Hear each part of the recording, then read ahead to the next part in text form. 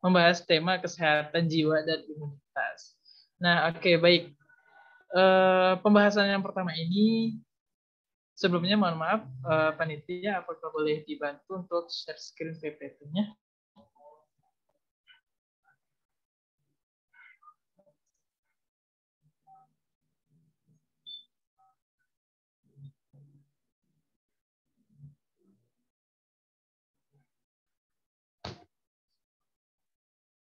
Oke, baik. Di next, Kak.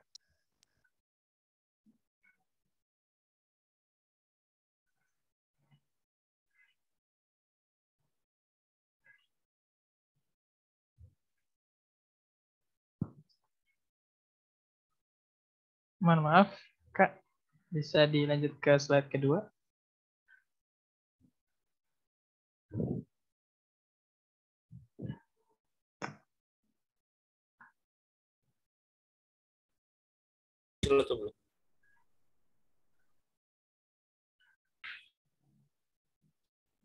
Udah ada.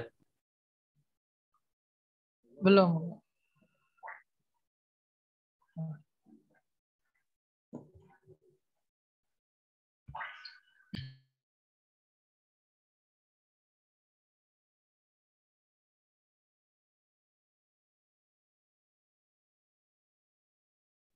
Udah muncul.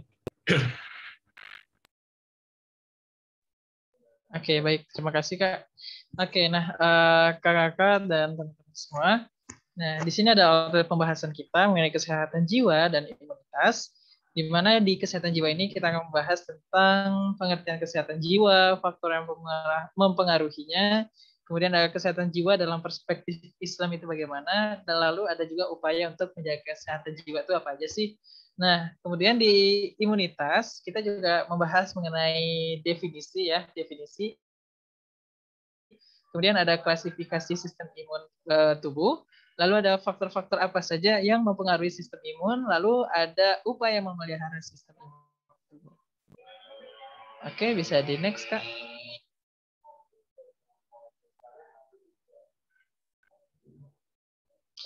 Oke, baik. Pembahasan pertama ini adalah tentang kesehatan jiwa dengan outline-outline yang sudah kita sampaikan tadi. Nah, pembahasan kesehatan jiwa akan disampaikan oleh rekan saya, Muhammad Zidan Yusariza. Kepada Zidan, waktu dan tempat silakan.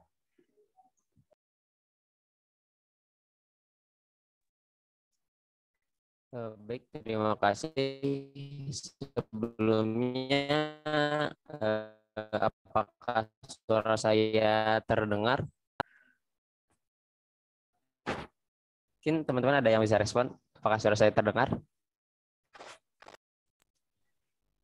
Oke.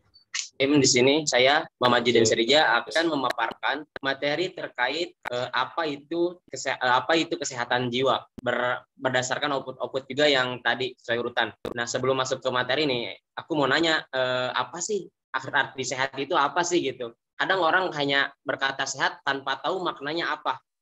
Nah, terus apa itu jiwa dan apa itu kesehatan jiwa? Jadi itu merupakan unsur yang berbeda ya maknanya. Baik, mungkin bisa dilanjut ke slide berikutnya, Kak.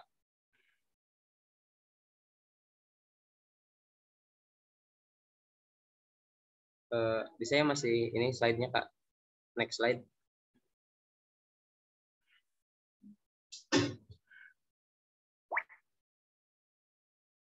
Nah, teman-teman, di sini pengertian dari sehat. Nah, sehat itu adalah suatu keadaan yang sempurna baik fisik, mental, sosial, dan tidak adanya dan tidak hanya terbebas dari sakit atau kelemahan.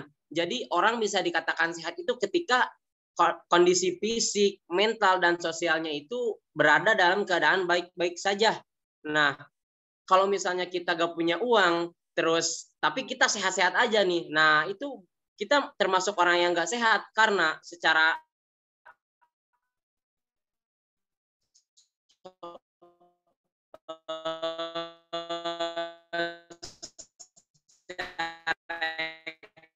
ekonomi kita nggak sehat, maksudnya terus ini nggak ada uangnya aja. Nah itu berarti definisi sehat menurut WHO. Nah di sini adapun definisi lain menurut Undang-Undang Dasar Republik Indonesia Nomor 36 Tahun 2009 yang mendefinisikan pada pasal 1 mendefinisikan bahwa sehat itu adalah suatu keadaan baik secara fisik, mental, spiritual maupun sosial yang memungkinkan setiap orang untuk hidup produktif secara sosial dan ekonomis. Nah, jadi kalau misalnya kita nggak ngerasa flu misalnya atau nggak demam, tapi kita nggak produktif, nah berarti perlu dipertanyakan gitu, apakah kita secara psikologi sehat, apakah kita secara sosial sehat. Nah, itu mungkin kita beranjak kepada definisi apa itu jiwa. Nah, di sini dituliskan jiwa adalah suatu unsur non materi yang menjadi bagian dari manusia yang fungsi dan manifestasinya sangat berkaitan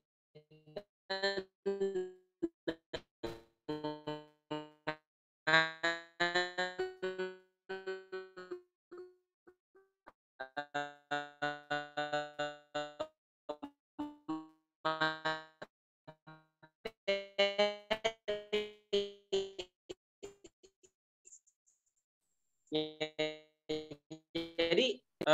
jiwa itu berarti roh manusia, orang itu hidup. Nah, gak mungkin kan ada tanpa berjiwa. Jadi jiwa itu kehidupan manusia. Nah, kemudian manifestasi dari jiwa sendiri yaitu tampaknya kesadaran, afeksi, emosi, psikomotor, proses berpikir, persepsi, dan sifat kepribadian. Kemudian definisi kesehatan jiwa. Nah, kesehatan jiwa di sini didefinisikan sebagai kondisi di mana seseorang individu dapat berkembang secara fisik, mental, spiritual, dan sosial sehingga individu tersebut menyadari kemampuan sendiri, kemudian dapat mengatasi tekanan, dapat bekerja secara produktif, dan mampu memberikan kontribusi untuk komunitasnya.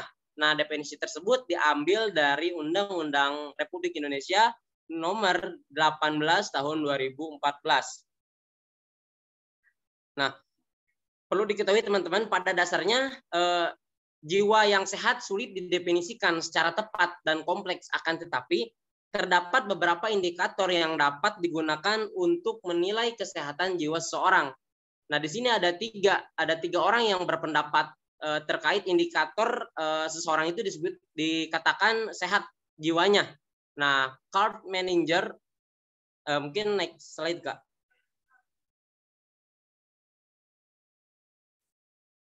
Oh iya, mohon maaf.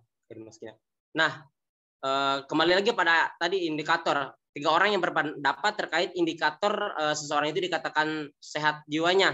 Nah, menurut Karl Menninger mendefinisikan orang yang sehat jiwanya adalah orang yang mampu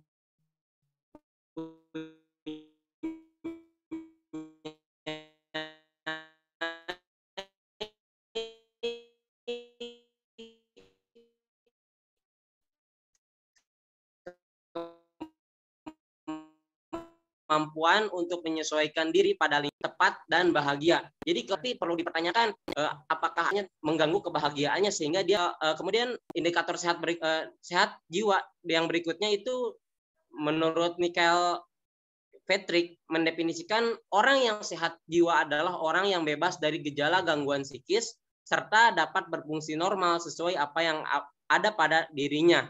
Nah, kemudian menurut Clausen mengatakan bahwa orang yang sehat jiwa adalah orang yang dapat mencegah gangguan mental akibat berbagai stresor, serta dipengaruhi oleh besar kecilnya stresor, intensitas, makna budaya, kepercayaan, agama, dan sebagainya. Nah, mungkin next slide. Di sini ada beberapa jenis gangguan jiwa yang umum ya, yang sering ditemukan di lapangan gitu.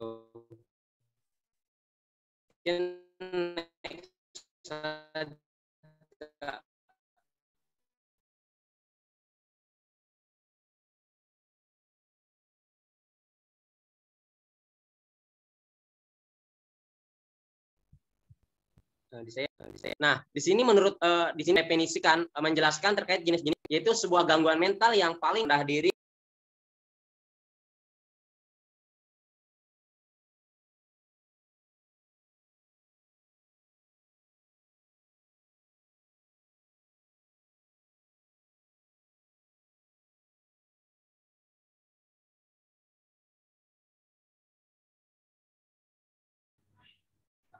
Ya, oke. Sebelumnya saya izin off cam ya, Kak. Mohon maaf terlempar. Saya izin off cam karena jaringan sedang tidak stabil. Nah, menurut WHO diperkirakan terdapat 264 juta orang terkena depresi. Nah, dan depresi ini lebih banyak terjadi pada wanita daripada pria. Nah, kemudian depresi sendiri ini, jika seseorang mengalami depresi berat, tak menutup kemungkinan jika keimanannya tidak kuat dan keyakinannya tidak teguh, maka orang ini bisa berujung bunuh diri gitu, karena tekanan, karena dia tidak mampu menangani atau menghadapi tekanan yang datang pada dirinya. Jadi ini bahayanya depresi berat itu. Ketika seseorang mengalami depresi berat, tak menutup kemungkinan jika keimanannya kurang, dia bisa berujung bunuh diri. Nah, kemudian jenis gangguan jiwa yang selanjutnya yaitu bipolar, sebuah gangguan mental yang ditandai dengan suasana hati yang meningkat dan menurun dengan cepat, mudah tersinggung, dan merasa tidak butuh tidur.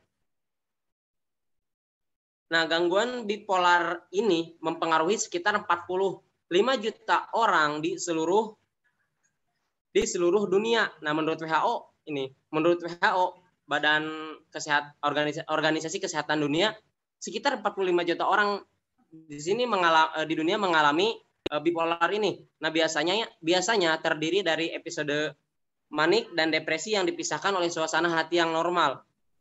Kemudian ada yang bilang bipolar sendiri ini dikatakan memiliki kepribadian ganda. Kadang kalau lagi sedih banget, terus kalau lagi senang banget, sampai kalau misalnya dia lagi mengerjakan suatu aktivitas, dia tuh kayak merasa gak butuh tidur gitu. Nih, saya lagi senang nih sama aktivitas ini, sampai dia tidur pun kayak bukan kebutuhan gitu.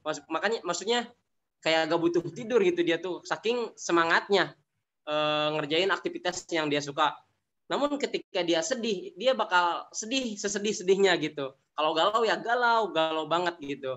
Nah, kemudian jenis gangguan jiwa yang selanjutnya yaitu skizofrenia. Nah, gangguan mental yang parah yang ditandai dengan distorsi pemikiran, persepsi, emosi, bahasa, perasaan diri, dan perilaku. Nah, menurut WHO juga gangguan jiwa jenis ini mempengaruhi 20 juta orang di dunia.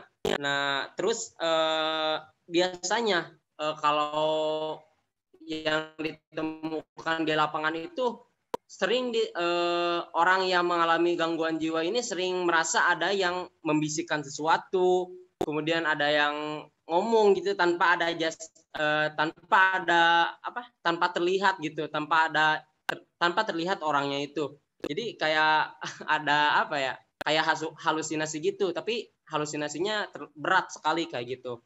Nah, kemudian yang selanjutnya demensia bersifat progresif, sering berjalan seiring berjalannya penuaan. Nah, adapun dampak dari demensia sendiri ini menurunkan fungsi kognitif. Kemudian demensia ini sendiri disebabkan karena adanya penyakit atau cedera otak seperti Alzheimer dan stroke. Jadi demensia ini biasanya sering terjadi pada lansia ya, karena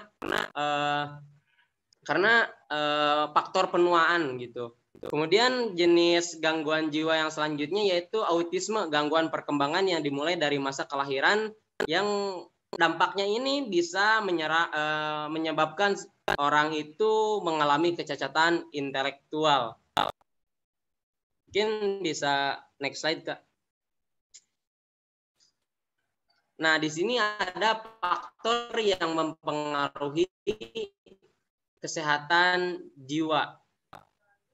Nah, kondisi kesehatan jiwa seseorang tak terlepas dari faktor-faktor yang mempengaruhinya. Faktor ini dapat memberikan dampak baik atau buruk terhadap kesehatan jiwa seseorang.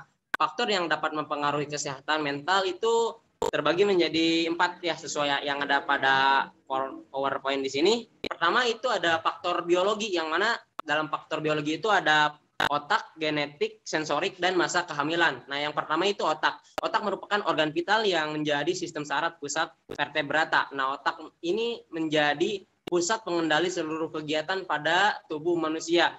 Gangguan jiwa yang disebabkan karena kerusakan otak diantaranya demensia, epilepsi, general paresis, sindrom Charcot-Marie, dan lain-lain. Adapun faktor kerusakan otak bisa disebabkan oleh infeksi atau penyakitnya itu sering dikenal dengan encephalitis. Kemudian kalau misalnya secara genetik itu ada kanker otak karena terdapat keturunan yang mengidap. Kemudian proses metabolik itu ada penyakit Tay-Sachs mengakibatkan penumpukan lemak di otak, dan adapun yang disebabkan oleh keracunan itu ada Minamata disease yang pernah terjadi di Jepang, karena itu yang diakibatkan karena paparan merkuri. Kemudian kalau dalam sistem endokrin adalah sistem dalam tubuh jika berjalan dengan baik maka akan memberikan efek yang baik juga. Begitupun sebaliknya jika sistem endokrin ini tidak berjalan atau berfungsi dengan baik maka akan memberikan dampak buruk bagi tubuh. Nah, gangguan yang terjadi pada sistem endokrin dapat mempengaruhi suasana hati yang berujung pada kesehatan jiwa seseorang. Kemudian genetik. Nah, genetik memiliki peran penting dalam pewarisan sifat dari generasi ke generasi. Salah satu kelainan genetik yang berpengaruh terhadap kesehatan jiwa adalah skizofrenia dan Alzheimer syndrome. Selain itu, kelebihan atau kekurangan jumlah kromosom juga dapat mempengaruhi terhadap kesehatan jiwanya. Nah, kemudian sensori. Kemampuan sensori yang baik dapat mencegah munculnya suatu gangguan terhadap kesehatan jiwa. Begitupun sebaliknya.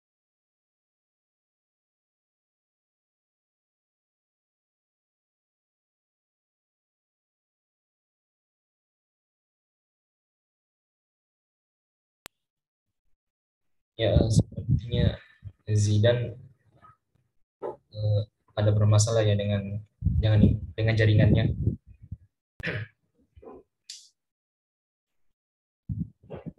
Oke, baik. Saya melanjutkan. Oke. Ya, ini kita masuk ke faktor psikologis ya. Nah, di faktor psikologi ini, keterangan di sini kan ada pengalaman awal, proses belajar, dan unmet needs. Nah, aspek psikologis ini tentunya nggak pernah bisa nih dipisahkan dengan kondisi manusia. Karena apa? Karena keduanya merupakan satu kesatuan yang saling berikatan. Nah, beberapa aspek yang berpengaruh terhadap kesehatan jiwa seseorang itu adalah pengalaman awal yang terjadi dalam bentuk untaian kejadian yang ada pada masa lalunya. Oke, mohon maaf.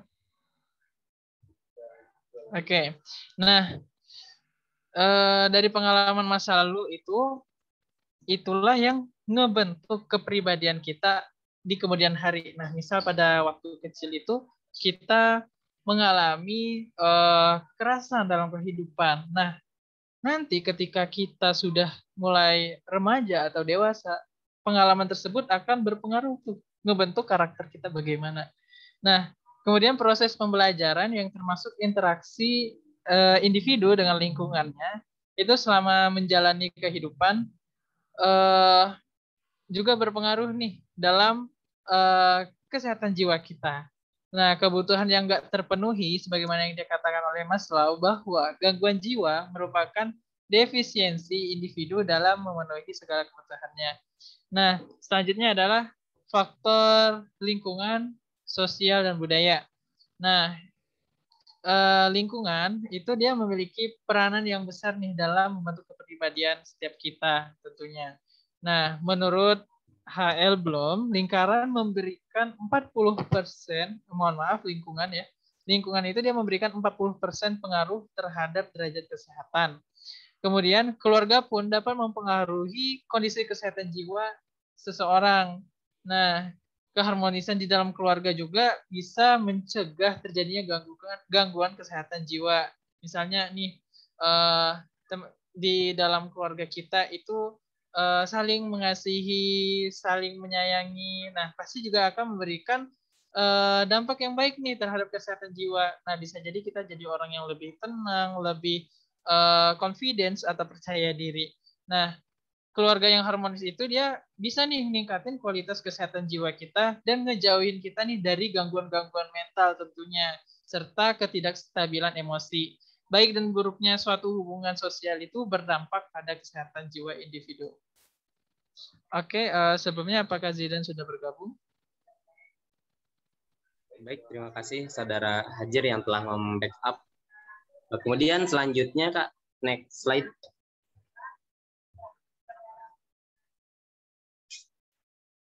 Nah, kemudian di sini saya akan memaparkan terkait kesehatan jiwa dalam perspektif Islam. Nah, oke, next slide Kak.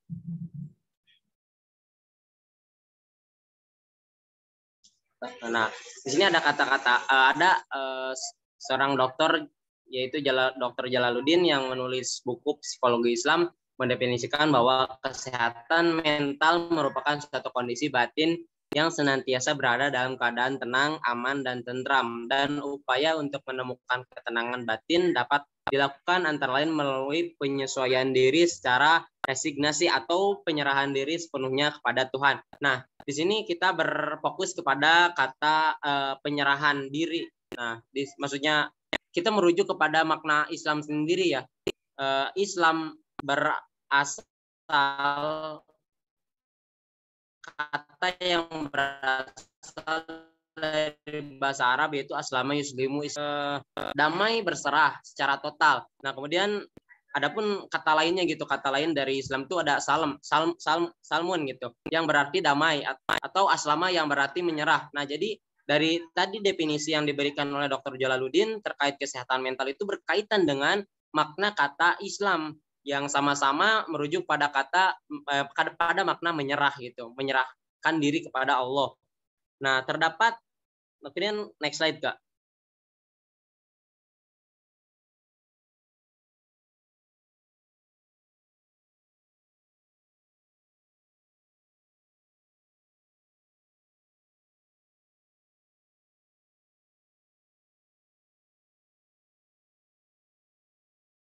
Nah, siapa sih tokoh ilmuwan Islam yang dibahas di sejarah kebudayaan?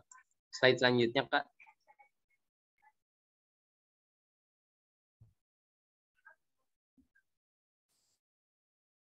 Nah, di sini ada dua tokoh Islam, ilmuwan Islam yang fokus dalam kesehatan jiwa. Pertama itu ada Abu Zaid Ahmed Ibnu Sahal al-Balki yang menulis buku terkait yang berjudul Masalih al-Abdan wal Anfus, atau dengan arti makanan untuk tubuh dan jiwa.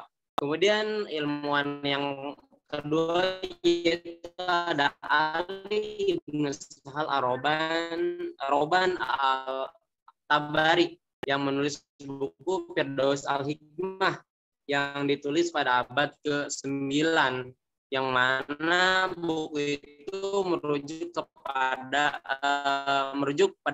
kegiatan konseling bijak itu pas zaman Islam dulu gitu. Nah, kemudian ada juga tokoh Islam lainnya seperti Al-Farabi yang menulis sebuah risalah sosial terkait studi kesadaran, dan Ibnu Zuhar biasa dikenal dengan Avenzoar yang mengungkap tentang penyakit saraf sehingga membantu neurofarmakologi modern. Nah, kemudian next slide Kak. Slide selanjutnya, mohon maaf.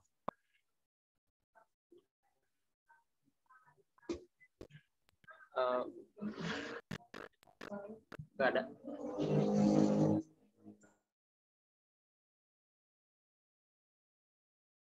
Slide yang ini. Jenis gangguan jiwa dalam perspektif Islam. Ya, mohon maaf Kak, saya jaringannya kurang memadai. Nah, kemudian adapun jenis gangguan jiwa dalam perspektif Islam. Di sini ada hasad, dengki, godok, munafik, ria, dan sombong. Mungkin selanjutnya Kak. Next, lanjut. Slide selanjutnya Kak.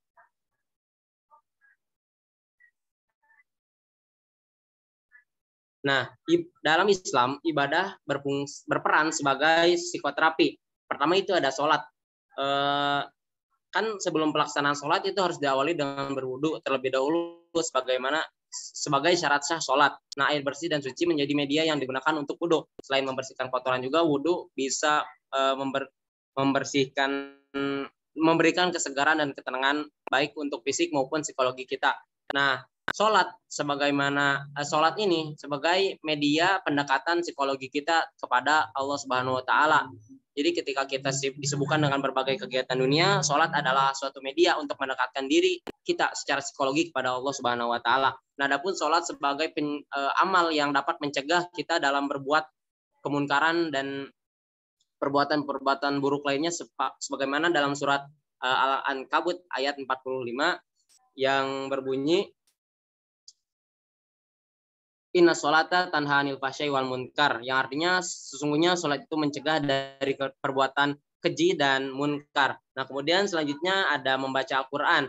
Nah, membaca Al-Quran sendiri ini dapat memberikan ketenangan bagi pembacanya, yang mana dalam setiap pelafalan per hurufnya itu diberikan 10 pahala.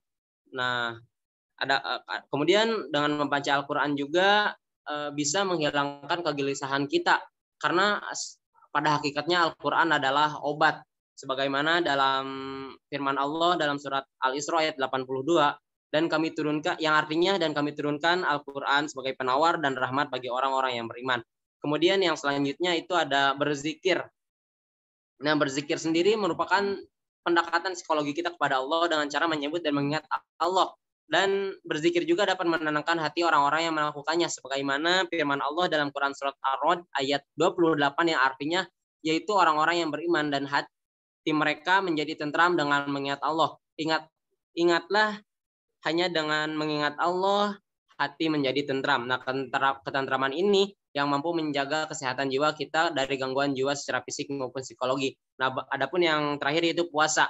Puasa sendiri memberikan dampak positif bagi kesehatan tubuh kita, sebagaimana hadis Rasul, yaitu sumu tasihu, berpuasalah maka kalian akan sehat.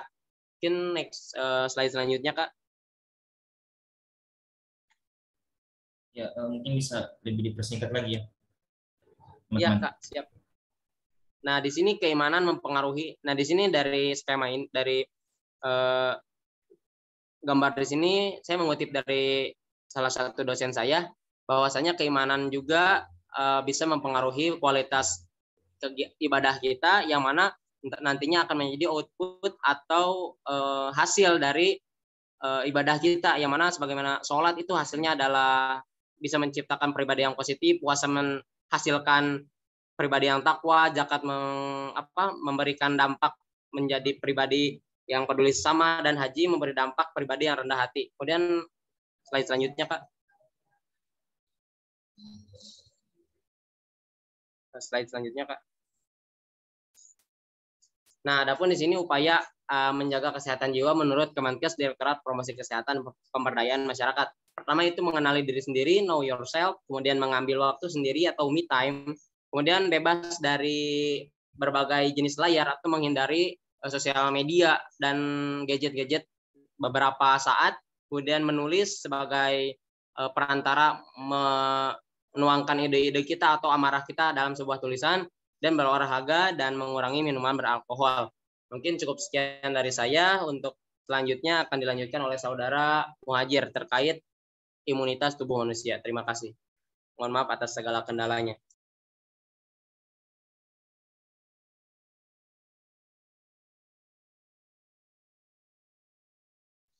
Oke, baik. Terima kasih, Zidan. Nah, baik. Selanjutnya kita akan membahas nih, setelah tadi kesehatan jiwa, ya. Nah, sekarang kita membahas tentang imunitas tubuh manusia atau sistem kekebalan tubuh. Oke, bisa dilanjut, Kak?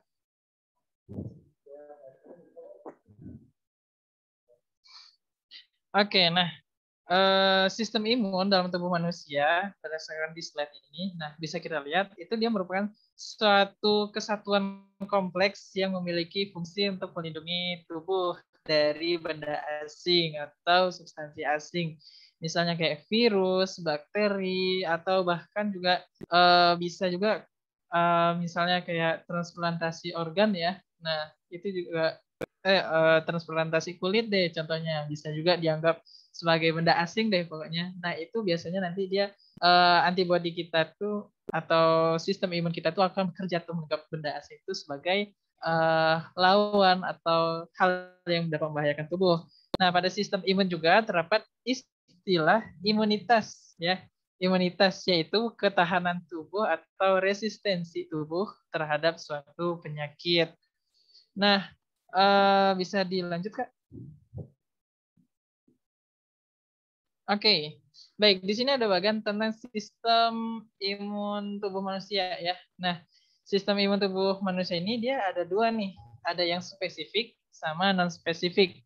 Untuk yang spesifik itu dia berarti sistem imun yang mempunyai kemampuan untuk mengenali benda asing atau sesuatu yang dikenal asing bagi dirinya.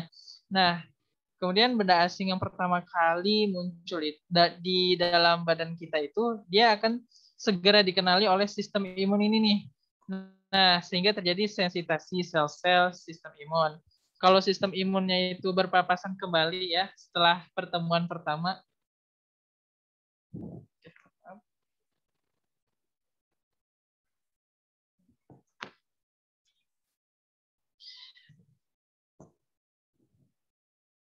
Oke, baik.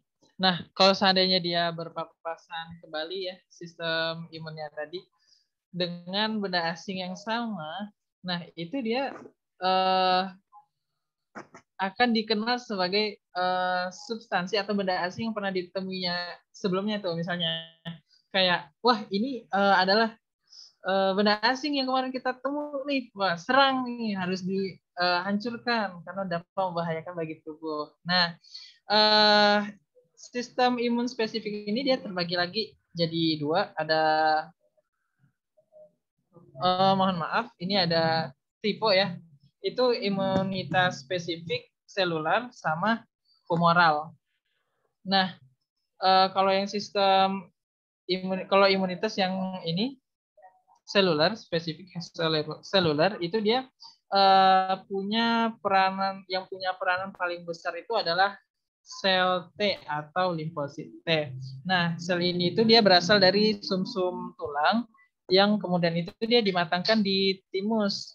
Nah, fungsi utamanya itu dia melawan bakteri yang intraselular, jamur, virus, parasit, dan tumor.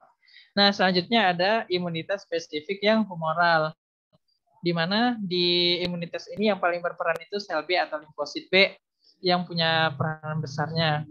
Nah, yang sel B ini itu dia berasal dari sumsum tulang juga yang nantinya akan menghasilkan sel plasma yang membentuk antibodi. Nah, lalu antibodi itulah yang nantinya akan melindungi tubuh kita nih dari infeksi intraseluler, virus, dan sebagainya, sama seperti yang sudah disebutkan sebelumnya. Oke, nah kita lanjut di bagian kedua itu ada sistem imun spesifik. Nah, sistem imun non spesifik itu dia adalah merupakan komponen normal yang berupa pertahanan terdepan dalam menghadapi serangan berbagai mikroba dan akan memberikan respon langsung. Nah, di sistem imun ini itu selalu ditemukan dalam seseorang yang sehat dan siap mencegah benda asing yang masuk ke dalam tubuhnya dengan segera menyingkirkannya. Oke, di sini ada pertahanan fisik, ada pertahanan biokimia, ada pertahanan seluler, dan humoral. Oke, kita masuk ke yang pertahanan fisik atau mekanis ya. Nah, di sini itu dia dapat berupa kulit, lapisan mukosa atau lendir, silia atau rambut halus pada saluran nafas, hingga mekanisme bersin atau batuk. Nah, pertahanan fisik ini dia umumnya itu melindungi tubuh dari penyakit yang berasal dari lingkungan atau dari luar tubuh kita. Lalu ada pertahanan biokimia. Nah, di pertahanan biokimia ini dia pertahanan itu berupa zat-zat kimia yang akan menangani mikroba yang lolos dari pertahanan fisik. Kemudian ada yang pertahanan seluler. Nah, pertahanan seluler itu dia ngelibatin sel-sel sistem imun dalam melawan mikroba. Nah, jadi di sini itu dia sel-selnya ini bisa ditemukan pada sirkulasi darah dan ada juga yang di jaringan. Selanjutnya itu ada pertahanan humoral. Nah, pertahanan ini disebut humoral karena dia melibatkan molekul-molekul yang larut untuk melawan mikroba. Oke, bisa next, Kak.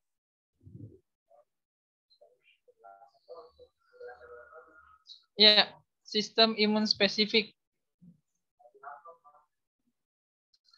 Mohon maaf, ini sebenarnya udah dijelasin tadi. Oh, ini kayaknya udah dijelasin semua. Oke, next, Kak. Oke, baik. Selanjutnya kita masuk ke faktor-faktor yang mempengaruhi imunitas. Nah, itu ada siklus tidur, ada kebersihan, faktor gizi, faktor umur, faktor genetik, hormon, penggunaan obat-obatan. Oke, kita bahas satu-satu. Kenapa siklus tidur itu mempengaruhi imunitas? Tentu karena tubuh itu dia akan mengalami penurunan kadar hormon stres kortisol ketika tidur yang mengaktifkan sinyal sistem imun. Nah, jadi sistem kekebalan tubuh itu dia juga dipengaruhi oleh siklus bangun tidur dari ritme sirkadian tubuh. Oke, lalu ada kebersihan ya. Kebersihan ini sudah tentu berpengaruh kepada imunitas tubuh kita. Karena apa? Contoh sederhananya gini, kalau seandainya kita mau makan nggak cuci tangan gitu, kemudian ada bakteri atau kuman yang masuk ke dalam tubuh kita. Nah, di situ tentu juga akan mempengaruhi imunitas. Iya, untung kalau sistem imun kita mampu melawan kuman-kuman yang masuk. Nah, kalau tidak bagaimana? Pasti akan terjadi infeksi dalam tubuh kita. Selanjutnya adalah faktor gizi. Faktor gizi juga berperan penting nih. Karena apa? Karena tubuh seseorang itu kalau nggak ada gizi yang diserapnya, tentu berpengaruh pada kemampuan sistem imunnya untuk menjaga dia dari penyakit-penyakit yang masuk ke dalam tubuh. Nah, lalu ada faktor umur. Untuk faktor umur ini,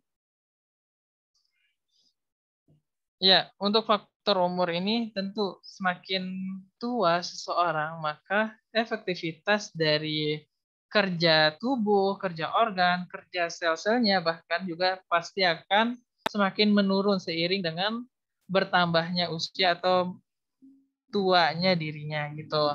Nah, kemudian faktor genetik. Faktor genetik ini dia merupakan salah satu aspek yang mempengaruhi pertahanan dari tubuh. Interaksi antara sel-sel imun itu juga dipengaruhi oleh variabilitas genetik. Setiap manusia pasti memiliki perbedaan nih dari segi genetiknya.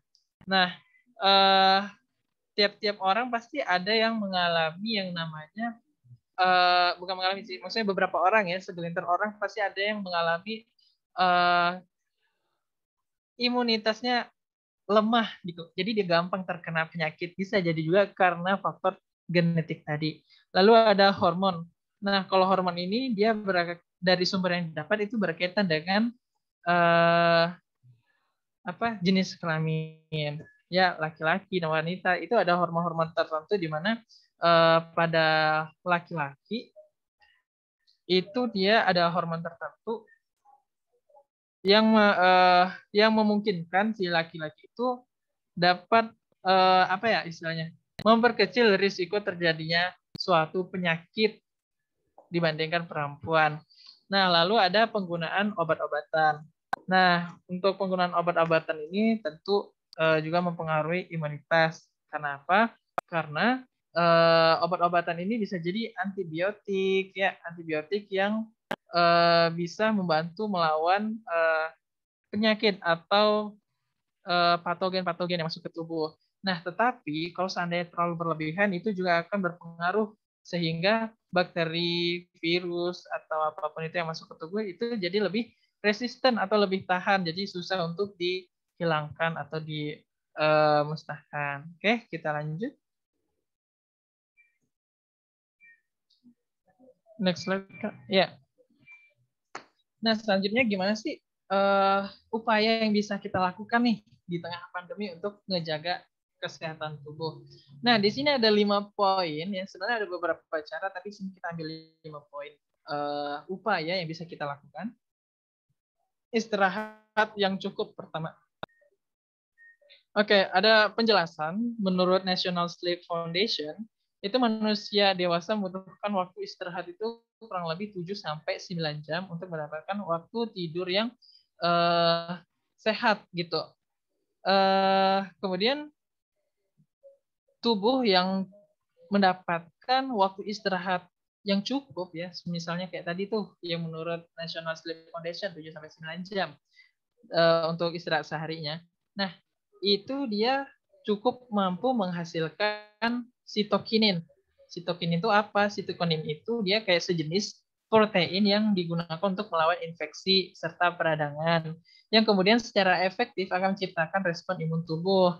Nah, kalau tubuh tadi udah mendapat nih waktu istirahat yang cukup, pasti dia sitokininnya juga bisa dihasilkan lebih baik. Tapi kalau nggak cukup waktu istirahatnya, maka sitokinin tadi atau protein itu tadi itu dia nggak dapat dihasilkan oleh tubuh. Nah, selanjutnya mengkonsumsi makanan bergizi seperti yang udah kita jelaskan tadi. Faktor gizi itu merupakan salah satu faktor yang mempengaruhi imunitas tubuh. Nah, tentunya dalam dalam memelihara imunitas tubuh, maka kita sangat penting sekali dan sangat perlu diperhatikan makanan kita. Biasakan kalau bisa sih lebih sering makan makanan yang bergizi. Kita harus pandai memilah dan memilih makanan bergizi. Nah, ada suatu penjelasan di sini itu bisa dipelihara atau ditingkatkan dengan makanan yang bergizi ya, salah satunya. Nah, dan juga dengan sumber komponen bioaktif yang memiliki aktivitas antiviral dan imunomodulator atau imun booster. Nah, selain itu juga dapat dengan mengkonsumsi makanan yang kaya vitamin, mineral, dan bahan bioaktif yang berupa makanan seperti kacang-kacangan, sorghum, ubi, dan sebagainya. Nah, lalu olahraga secara rutin. Oke, nah aktivitas fisik yang kita lakukan pasti selalu memberikan efek yang baik ya, banyak manfaatnya. Nah, salah satunya itu meningkatkan kualitas imunitas tubuh kita. Nah, menurut Tiksnadi dan kawan-kawannya, melakukan olahraga dengan intensitas sedang selama kurang dari 60 menit itu dia bisa meningkatkan immunosurveillance dari tipe sel imun yang mempunyai efek terapeutik dan preventif. Nah, selanjutnya itu ada mengonsumsi suplemen. Salah satu cara memelihara kesehatan imunitas kita juga bisa nih dengan mengonsumsi suplemen. Karena apa? Karena suplemen itu dia bisa berperan sebagai alternatif dalam meningkatkan imunitas tubuh dan juga bisa menjadi pelengkap nutrisi dari makanan-makanan yang kita makan sehari-hari. Nah, lalu ada juga hindari dan kelola stres. Nah, di sini udah barang tentu nih, kalau orang-orang stres itu biasanya pasti gampang sakit dan sebagainya. Nah, itulah kenapa stres yang dialami itu perlu dikelola lebih baik. Nah, kalau seandainya stres itu nggak dikelola dengan baik, itu dia bisa memicu produksi hormon kortisol, seperti yang udah jelaskan tadi juga. Nah, dia bisa memicu produksi hormon itu dalam jumlah besar yang mengakibatkan imunitas tubuh kita melemah. Oke, nah stres ini bisa dihindari dengan cara, tadi udah dijelaskan di kesehatan jiwa juga. Kemudian ada beberapa cara lagi nih, misalnya melakukan olahraga ringan, melakukan hobi, misalnya ada yang hobi dengan badminton atau main musik, berenang dan sebagainya. Nah, silahkan. Kemudian juga bisa dengan berinteraksi dengan teman-temannya atau dengan keluarga dan sebagainya. Oke, bisa di next, Kak.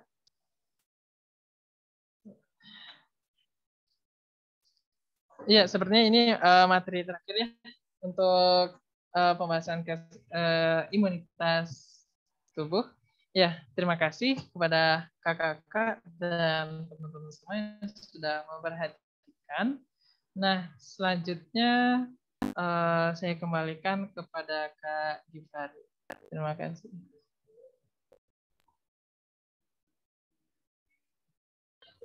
Ya, baik. Terima kasih banyak kepada Zidan ya dan Muhajir atas pemaparan materinya yang cukup luas mengenai kesehatan jiwa dan imunitas tubuh. Kemudian langsung saja kita lanjut kepada pemateri kedua, yaitu Tutik Handayani, Mudabbirah Abna Syarifah Mudaim, dengan topik pembahasan mistisme dalam novel Ronggang Dukuh Paruk karya Ahmad Tohari. Kepada Tutik dipersilakan.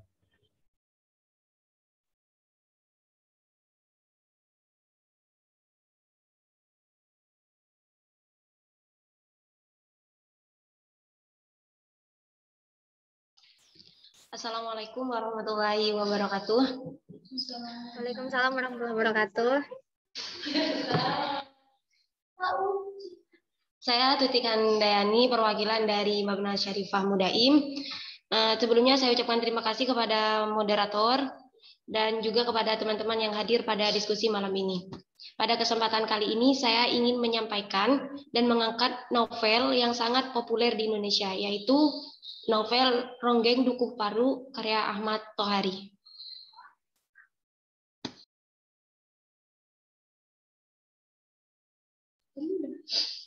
Mohon maaf, PPT-nya mana ya, Givari?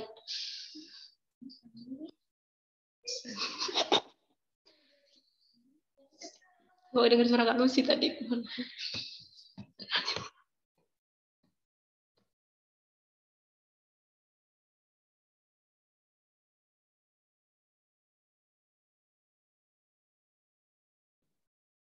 Saya selanjutnya, mohon maaf, saya selanjutnya.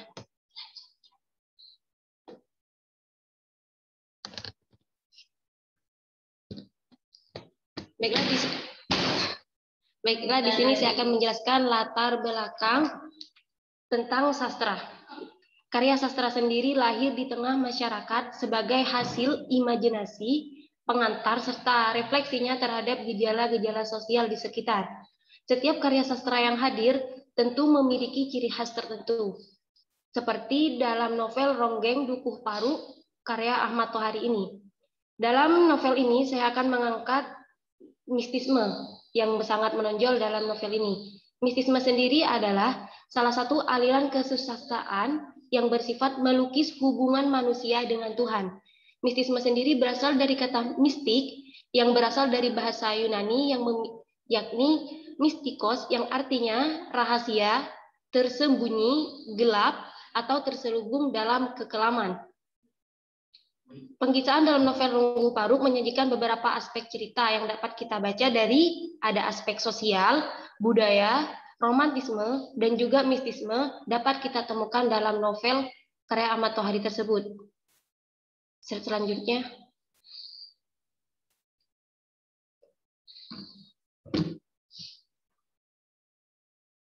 Teori penelitian yang saya ambil dalam makalah ini adalah teori sosiologi sastra. Menurut Daniel Leigh dan Austin Warren dalam buku teori kesusastraannya, sosiologi sastra merupakan di mana pengarang yang mempermasalahkan status sosial dan ideologi sosial dan hal lain yang menyangkut pengarang sebagai penghasil sastra.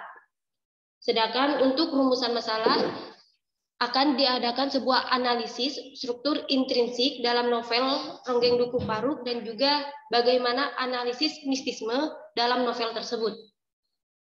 Selanjutnya.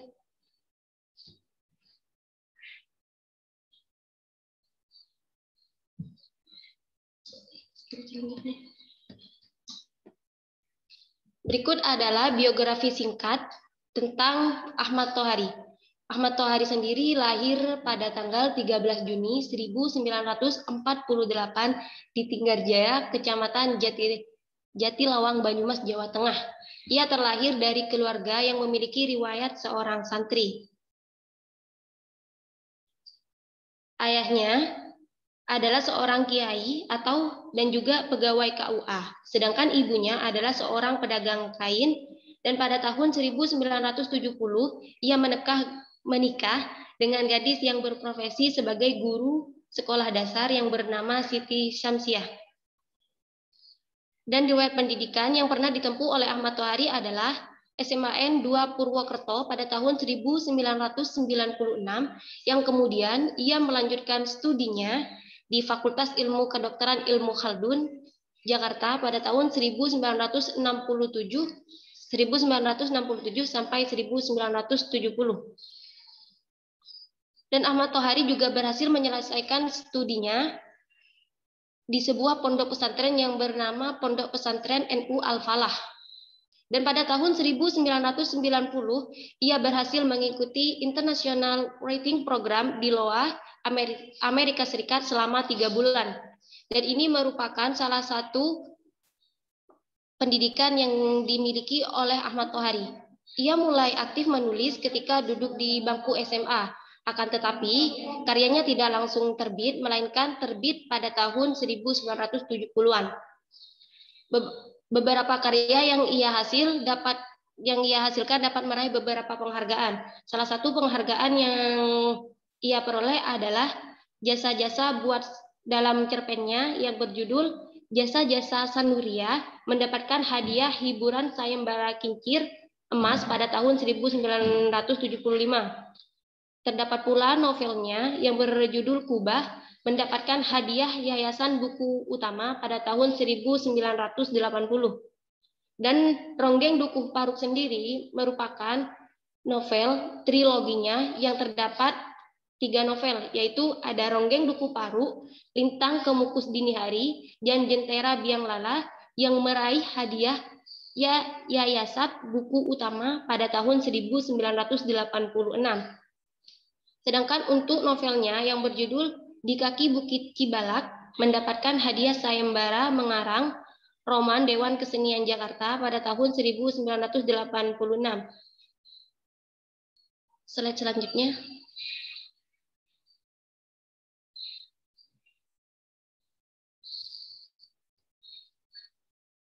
Slide selanjutnya. Udah. Dan berikut adalah karya yang penghargaan yang telah diperoleh dan udah selanjutnya Gifari. Dan ini adalah analisis unsur intrinsik yang terdapat dalam novel Ronggeng Dukuh Paruk. Yang pertama ada tema. Tema sendiri merupakan gagasan atau pikiran pokok suatu karya yang menjadi landasan cerita yang berkaitan dengan aspek kehidupan seperti masalah sosial, politik, budaya religi, cinta kasih, maut, dan juga sebagainya. Sedangkan dalam novel Ronggeng Dukuh Paruk ini terdapat 2 tema, yaitu tema mayor dan tema minor.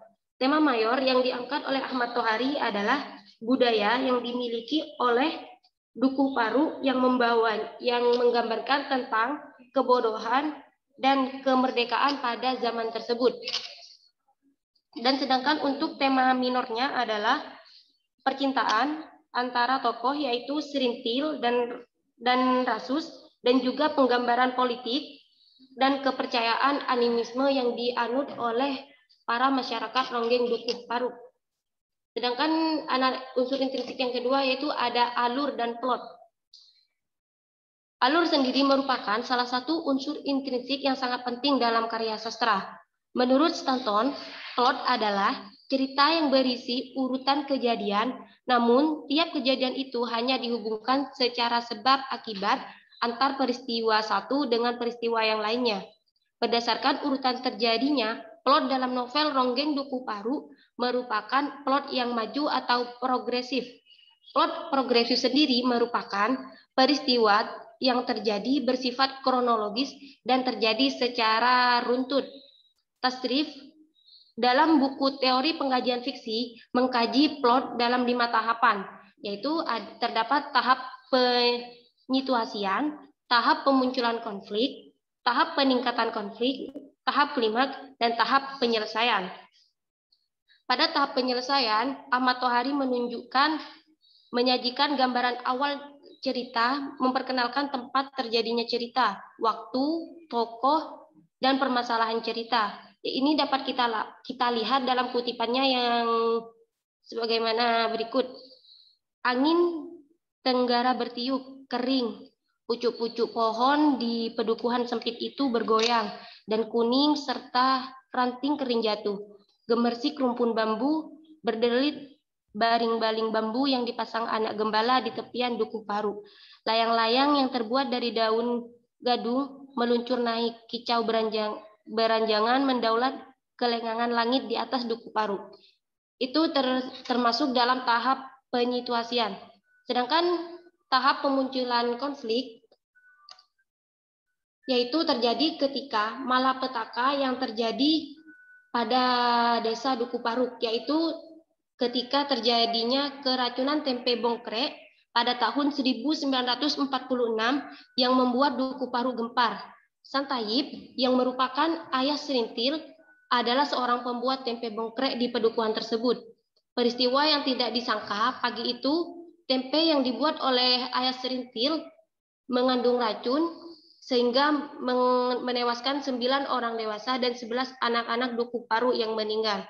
Sang Taib dan istrinya termasuk di dalamnya, yang nekat menelan tempe buatannya sendiri untuk membuktikan bahwa tempenya itu tidak beracun. Sedangkan tahap berikutnya yaitu tahap peningkatan konflik. Pada tahap peningkatan konflik, syarat yaitu terjadi ketika syarat menjadi seorang ronggeng tidak selesai pada upacara pemandian di pekuburan Ki Seca Menggala.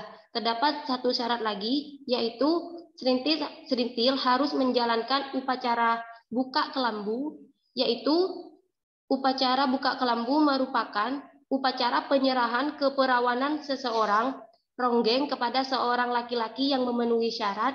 Sayembara itu dimenangkan oleh laki-laki yang mampu memberi sekeping ringgit emas. Hal itu membuat Rasus yang merupakan teman dari seorang Serintil semakin membenci terhadap tradisi yang dimiliki oleh Dukuh Paru. Sedangkan tahap klimaks terjadi ketika upacara buka kelambu. Serintil resmi menjadi seorang ronggeng. Pemenang sayembara buka kelambu adalah Doer, seorang pemuda Pecikalan. Namun karena kelicikan Kartareja dan istrinya, 2 pemuda menjadi pemenangnya. Satu lagi bernama Sulam. Tanpa sepengetahuan siapapun, sebenarnya Serintil pada malam itu menyelinap keluar dan menyerahkan keperawanannya kepada Rasus. Sedangkan untuk tahap penyelesaiannya, yaitu Ahmad Tohari memberikan, setelah Serintil resmi menjadi ronggeng, Rasus meninggalkan Dukuh Paru. Serintil menjadi ronggeng yang dipuja oleh banyak orang, namun jauh dalam hati kecilnya masih teringat Rasus. Dalam perantauannya, Rasus bertemu Serintil dan merasa Serintil tidak pernah melupakannya. Dan untuk unsur intrinsik yang ketiga, yaitu terdapat penokohan.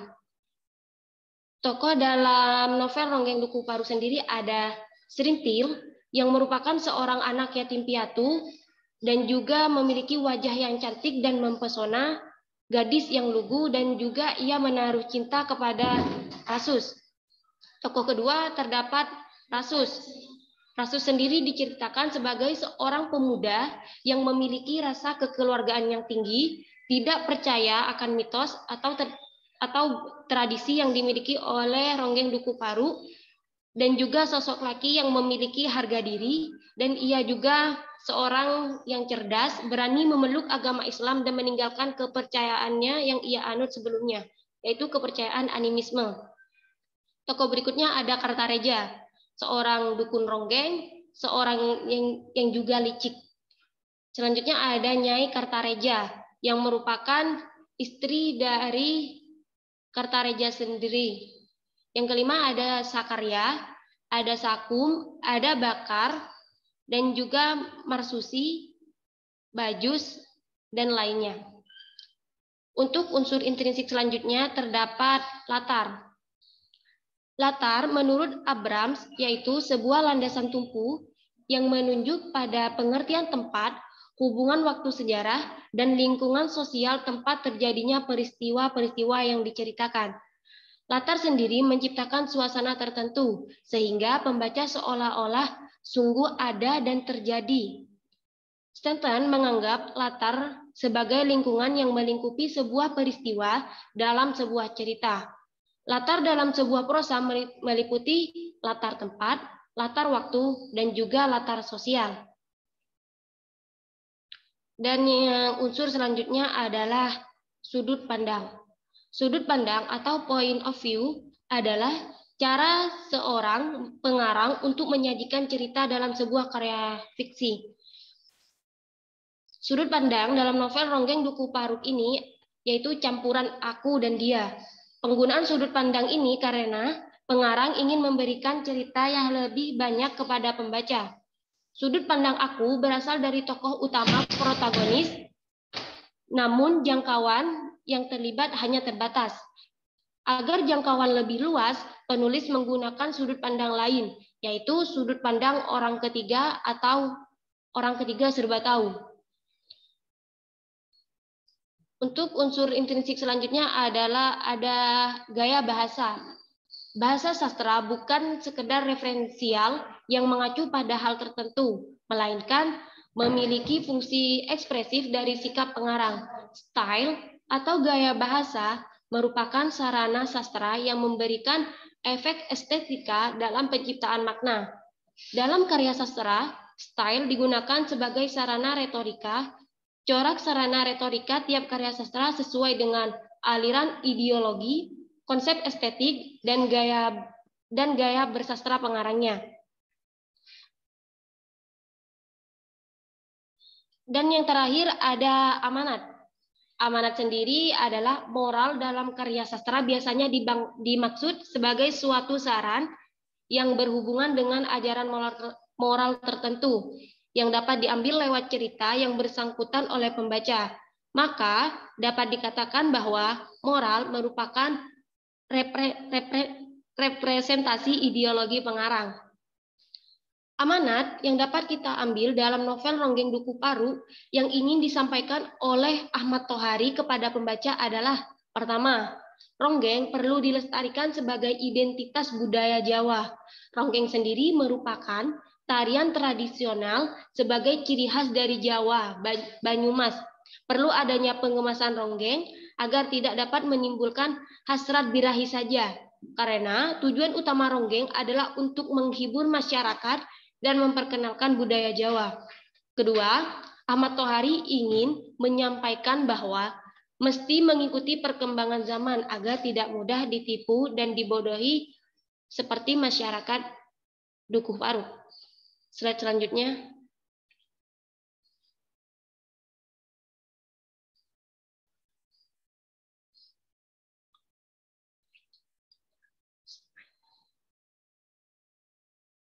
Dan berikut adalah analisis mistisme yang dapat kita lihat dalam novel Ronggeng Duku Paruk. Yang pertama ada roh Ki Seca Menggala. Roh Ki Seca Menggala dalam adat masyarakat Duku Paruk ini memiliki tempat khusus di dalam batin mereka. Ki Seca Menggala sendiri dijelaskan adalah seorang nenek moyang dari semua darah daging masyarakat Duku Paruk. Ia adalah seorang Bromo Corah yang awalnya sengaja mencari daerah paling sunyi sebagai tempat menghabiskan riwayat keberandalannya, dan Duku Paruk dirasanya sebagai tempat yang pas. Ki Seca Menggala sendiri adalah pusat kehidupan spiritual masyarakat Dukuh Paruk. Fenomena ini sangat dikenal dengan istilah kepercayaan animisme. Menurut Konjaraningrat, animisme adalah bentuk religi yang didasari kepercayaan bahwa alam sekeliling tempat tinggal manusia dihuni oleh berbagai macam roh dan terdiri dari berbagai kegiatan keagamaan guna memuja roh-roh yang dianggap memiliki kekuatan sakti. Yang kedua ada indang ronggeng. Sebelum menjadi ronggeng, Serintil dianggap lebih dulu mendapatkan indang ronggeng dalam tubuhnya. Indang ronggeng sendiri merupakan perwujudan dalam bentuk roh atau wangsit yang masuk ke dalam tubuh seseorang sehingga secara bakat alamiah ditakdirkan untuk menjadi ronggeng. Masih sejenis dengan mistisme yang pertama, yaitu animisme. Poin kedua ini juga terpaut dengan roh-roh yang memiliki magis tertentu, daya kuasa tertentu pula. Masyarakat Duku Paru meyakini bahwa seorang yang telah dimasuki indang ronggeng adalah manusia pilihan. Dan yang ketiga ada mantra pekasih dan susuk emas. Menurut KBBI, mantra adalah perkataan atau ucapan yang memiliki kekuatan gaib.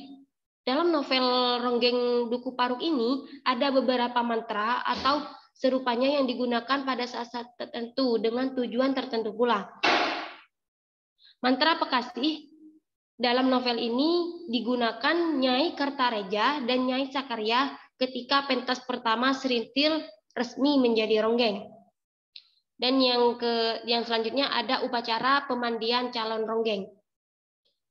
Selain mendapat mantra pekasih dan susuk emas, Serintil harus menjalani 2 syarat untuk menjadi ronggeng. Yang pertama adalah upacara pemandian yang secara turun-temurun telah dilakukan di depan cungkup makam Ki Seca Menggala.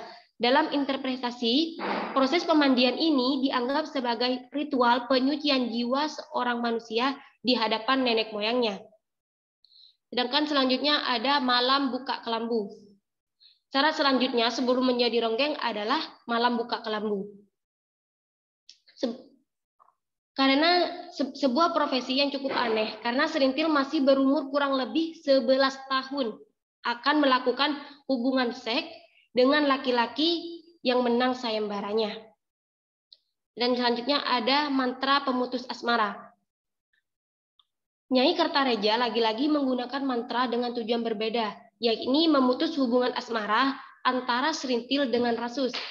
Serintil yang ketika itu merasa kehilangan ditinggal Rasus karena Rasus menjadi tentara, ia mengalami kesedihan yang berlarut-larut. Maka untuk menyiasati hal tersebut, Nyai Kertareja mencari sebutir telur ayam yang tertinggal dalam petarangan karena tidak bisa menetas, itu ditanamnya di salah satu sudut kamar tidur Serintil. Mantra yang dibacakan itu terdapat dalam novel halaman 116. Akan tetapi, mantra tersebut memiliki kelemahan, yakni berpantangan terkena air kencing. Karena setelah tanah tempat menanam telur tersebut dikencingi, Serintil dikatakan telah melumpuhkan mantra yang ditujukan kepadanya. Dan yang terakhir ada ilmu hitam tarim. Ilmu hitam tarim di sini diceritakan setelah Marsusi, merupakan salah satu tokoh yang bernama Marsusi yang ditolak oleh Serintil. Lantas kemudian ia mendatangi Tarim, seorang yang sering dihubungkan dengan ngelmu. Dengan berkedok pembalasan dendam, maka Marsusi mendatangani kakek Tarim yang berada di kampung laut. Mungkin ilmu hitam Tarim ini terbiasa kita dengar dengan istilah santet.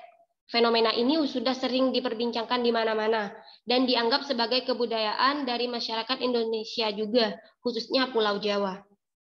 Slide selanjutnya.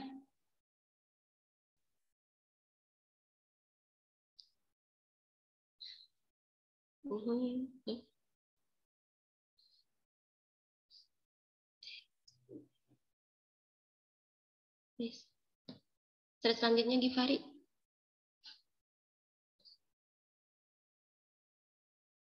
Ya, ini slide.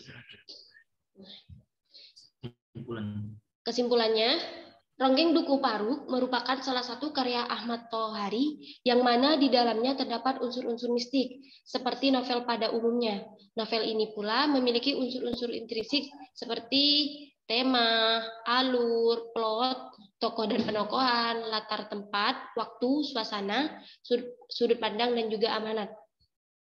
Sedangkan analisis mistisme dalam novel tersebut mendapatkan hasil atas 7 unsur mistisme dalam novel yang diidentifikasi. Di antaranya terdapat roh Ki Seca Menggala, indang ronggeng, mantra pekasih dan susuk emas, upacara pemandian calon ronggeng, malam buka kelambu, mantra pemutus asmara, dan yang terakhir ilmu hitam tarim. Slide selanjutnya.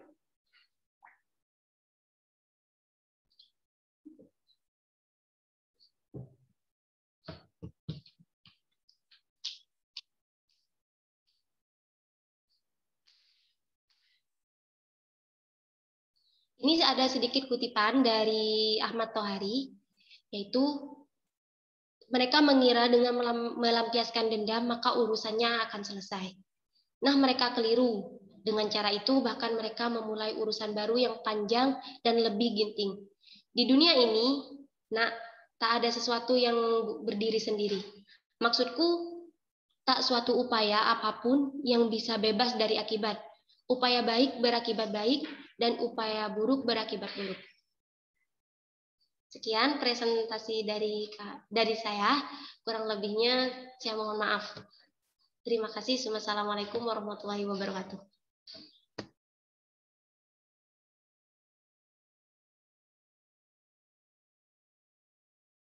Waalaikumsalam.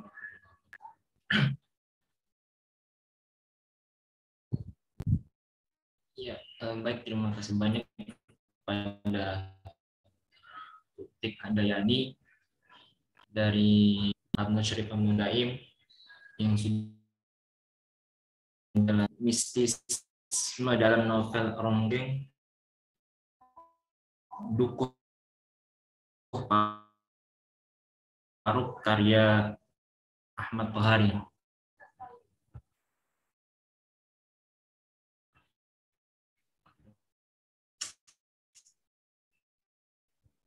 Kepada sesi diskusi atau tanya jawab,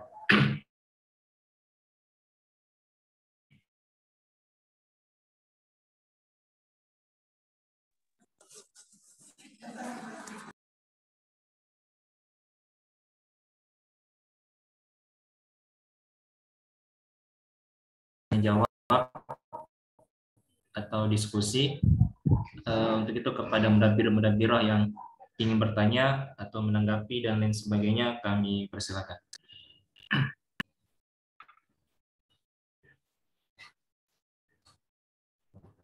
Ya, bagaimana, apakah ada pertanyaan dari kakak-kakak mudabir-mudabirah atau tanggapan terkait materi diskusi yang sudah disampaikan oleh teman-teman kita tadi?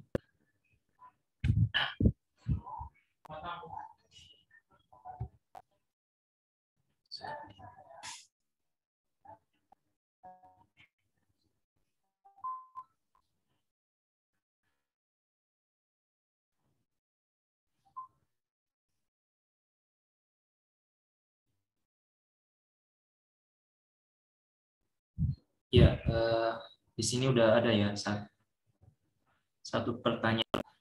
Nah, di sini beliau bertanya mengenai depresi. Nah, ini lebih kepada teman-teman dari Sultan Hasanuddin tadi ya, maafnya Sultan Hasanuddin. Saya pernah mengalami gejala-gejala seperti yang disebutkan tadi. Bahkan pernah terlintas pikiran untuk bunuh diri. Lucunya saya ingin bunuh diri, tapi takut bunuh diri. Apakah saya sudah bisa dikategorikan depresi? Jika iya, pada tahap apa depresi saya? Apakah parah? Dan bagaimana cara mengatasinya? Kemudian lanjut, lalu bagaimana dengan anxiety disorder? Apakah depresi dan anxiety disorder saling berkaitan? Karena saya sering merasa cemas dan takut berlebihan yang berefek pada kinerja saya sehari-hari. Dan terakhir, ketika orang mengalami depresi ataupun anxiety disorder dan sudah merasa lebih baik, apakah orang tersebut akan rentan untuk terjangkit lagi? Karena itu yang saya rasakan, terutama saya kadang terlalu takut untuk mencoba hal yang baru, padahal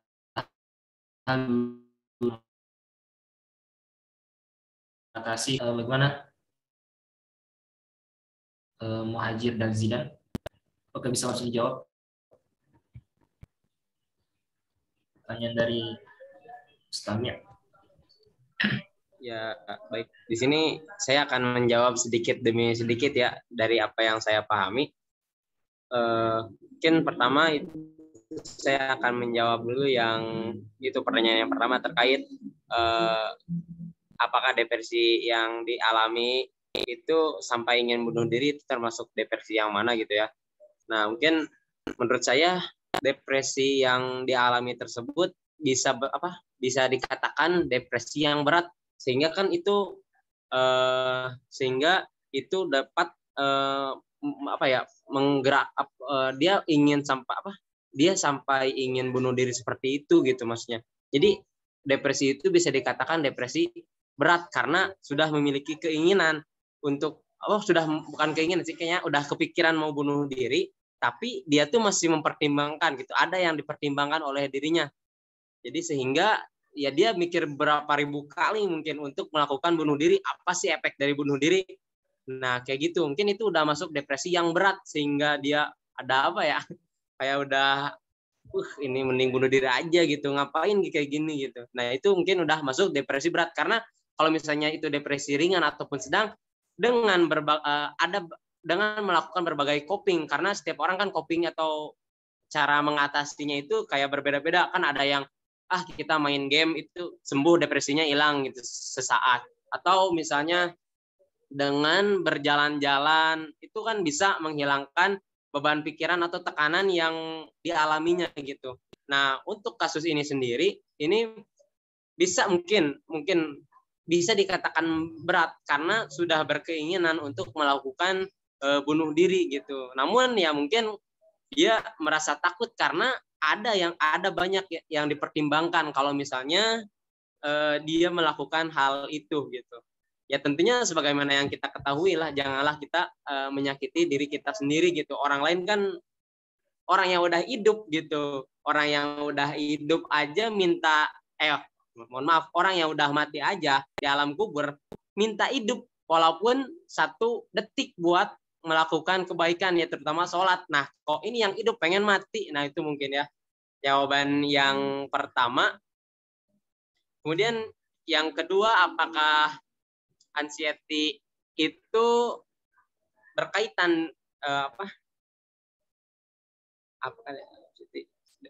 apakah depresi dan anxiety disorder saling berkaitan? Nah, dari sumber yang saya baca,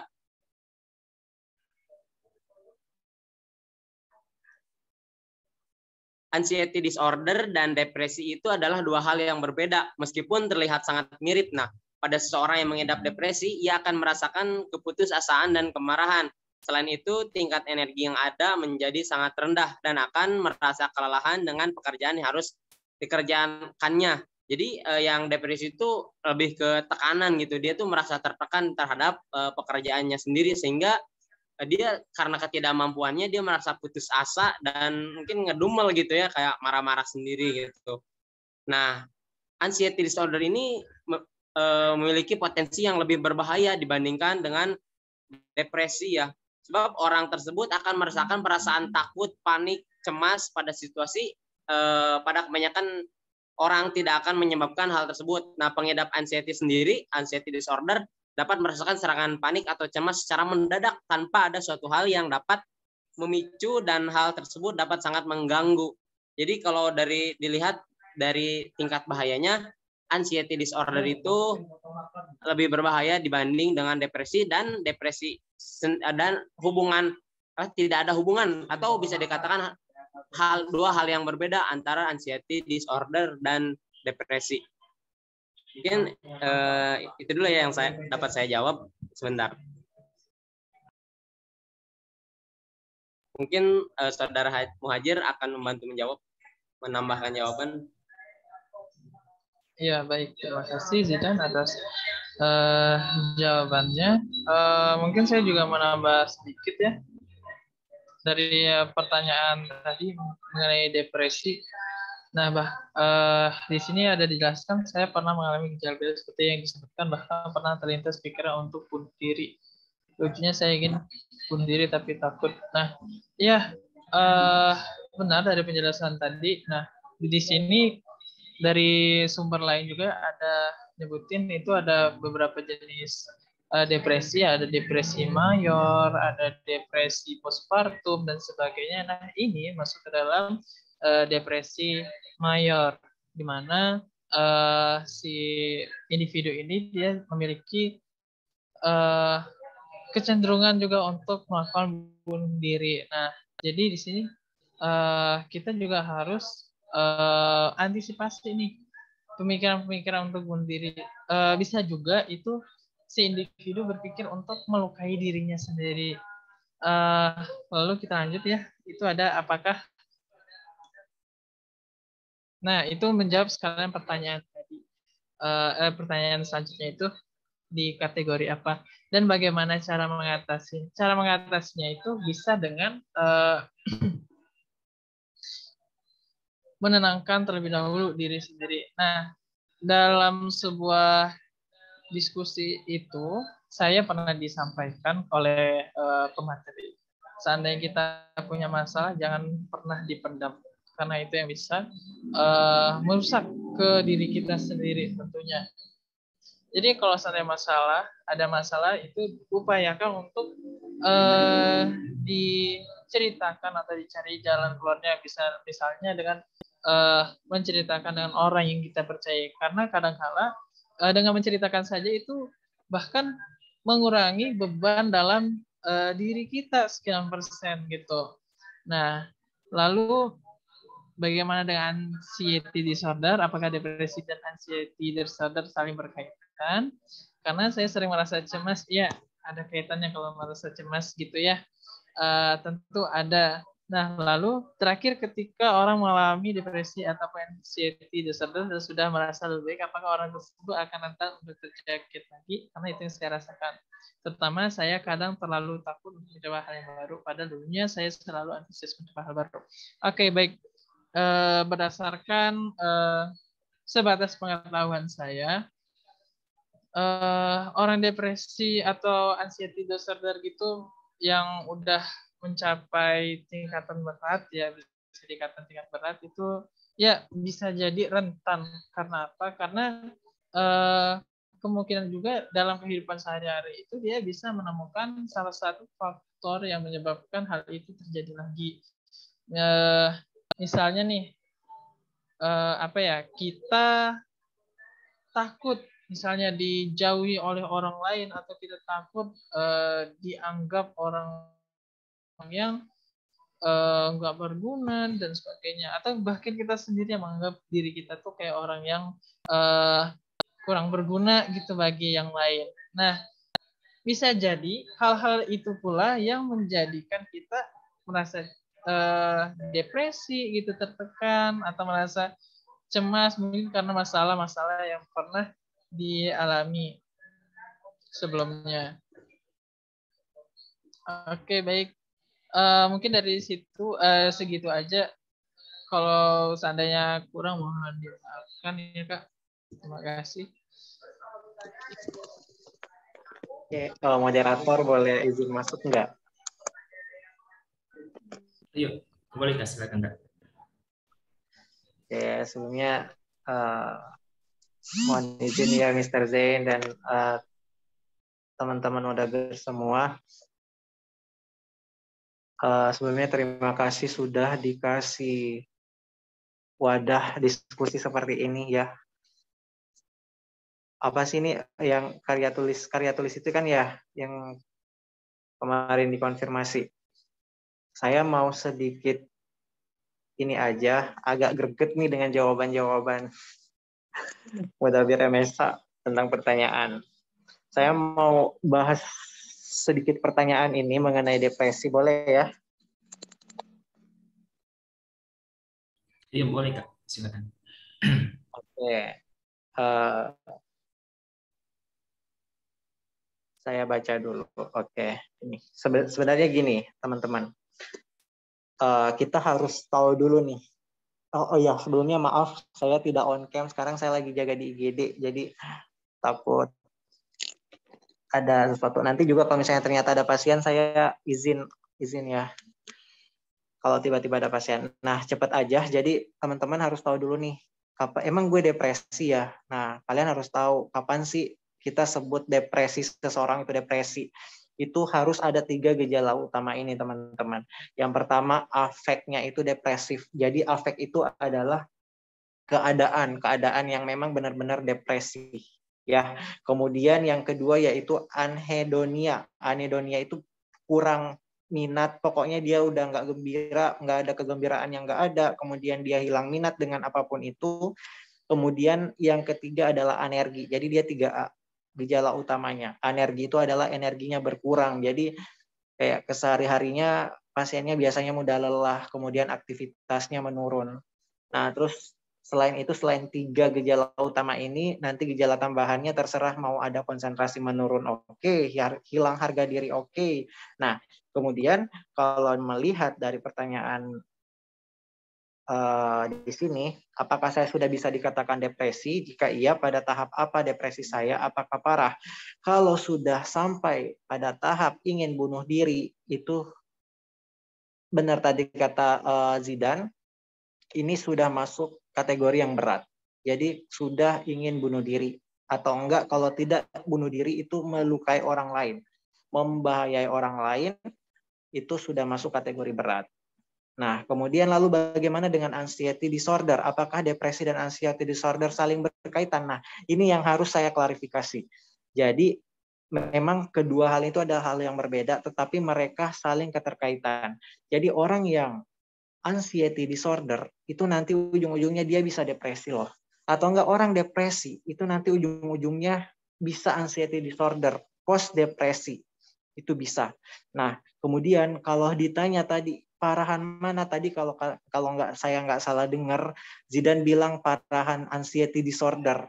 Menurut saya dan ilmu yang saya ketahui, itu yang lebih parah malah depresi. Karena depresi itu bisa membahayai orang lain dan bahkan bisa bunuh diri. Itu.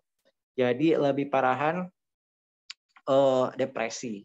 Nah, kemudian kalau misalnya untuk anxiety disorder, kalau anxiety disorder kan dia tuh sebenarnya masuk ke, kalau di pedoman diagnosis tuh, diagnosis psikiatri, dia itu masuknya ke gangguan panik. Dia itu masuknya ke gangguan mood, ya. Nah, kalau untuk anxiety disorder ini, sudah merasa lebih baik, apakah orang tersebut akan rentan untuk terakhir, ketika orang mengalami depresi atau anxiety disorder dan sudah merasa lebih baik, apakah sangat rentan. Semua penyakit psikiatri dengan diagnosis psikiatri itu sangat rentan berulang. Ya, apalagi depresi, apalagi anxiety disorder. Itu sangat rentan. Jadi makanya nih, apalagi ini si teman kita ini sudah pernah ada riwayat untuk bunuh diri, keinginan untuk bunuh diri, meskipun nggak jadi. Ini tuh menurut saya sudah saya kategorikan depresi berat dan itu tidak boleh dibiarkan. Karena kapan suatu saat nanti di suatu titik akan ada pemicu yang membuat si pasien ini, si oknum ini itu akan depresi lagi, itu akan berulang. Makanya harus dipantau oleh dokter psikiatri, ya. Itu bukan wewenang dokter umum, tapi ini adalah wewenang dokter psikiatri, SPKJ. Jangan malu untuk berobat ke dokter jiwa. Karena nggak semua orang ke dokter jiwa itu adalah orang gila. Itu yang harus diubah image-nya. Nah, kemudian lalu apa yang harus saya lakukan untuk mengatasi penyakit ini? Apa nih? Karena itu yang saya rasakan, terutama saya kadang terlalu takut untuk mencoba hal yang baru. Padahal dulunya. Nah, ini nih.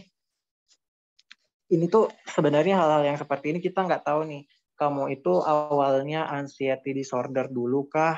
Atau depresi dulu kah? Ini nggak tahu. Intinya ujung-ujungnya quality of life kamu itu akan menurun. Secara nggak sadar, quality of life kamu itu akan menurun. Makanya karena kamu nggak tilikan kamu ini tuh jelek sebenarnya. Karena kamu tahu kamu sakit, kamu tahu kamu seperti itu, tetapi kamu tidak berobat seperti itu. Jadi pilihannya menurut saya kurang baik. Jadi ujung-ujungnya merugikan kamu sendiri. Mengapa depresi lebih banyak terjadi pada wanita? Oke, kalau pada wanita ini sih memang secara epidemiologinya itu banyak pada wanita. Kenapa? Karena depresi sendiri benar tadi sudah dikatakan oleh Hajir bahwa depresi itu kan ada nih beberapa kategori penggolongannya. Nah, khususnya lagi ada depresi itu yang postpartum, itu benar sekali. Depresi postpartum itu artinya depresi setelah melahirkan. Nah, itu tuh nambah-nambah angka epidemiologi. Si wanita kan laki-laki nggak ada yang melahirkan kan ya. Jadi itu tuh kenapa kebanyakan pada wanita. Karena di situ juga dan biasanya karena hormonal juga pada wanita memang rentan terkena depresi. Ya, depresi dengan stres beda atau sama? Depresi sama dengan stres. Apa overthinking termasuk dari gangguan mental? Betul sekali. Overthinking itu masuk dalam kategori gangguan mental. Ya, mental health-nya dia terganggu overthinking itu. Overthinking itu sebenarnya bisa masuk ke panic disorder. Overthinking. Jadi dia obsesif kompulsif itu masuk tuh karena overthinkingnya. Kemudian bagaimana cara mengelola emosi sehingga tidak menyebabkan stres? Kayaknya kalau mengelola emosi mungkin bisa nih masuk nih kayak baca Quran, itu boleh, sholat, itu boleh ya. Karena aku dulu pas koas di rumah sakit jiwa ya RSMM Bogor itu kebetulan konsulen itu yang ngajarin aku Muslim dan semua pasien, nggak cuman pasien depresi, nggak cuman pasien anxiety yang datang, itu semuanya diedukasi sama dokter, sama konsulen tersebut untuk tetap menjaga sholatnya agar tenang, tetap menjaga bacaan Qurannya agar tenang, gitu. Karena ya tidak terlepas dari situ. Saya rasa itu aja sih yang perlu saya luruskan tadi, yang dari jawaban dari teman-teman MSH. Kalau ada lagi yang ingin ditanyakan, boleh.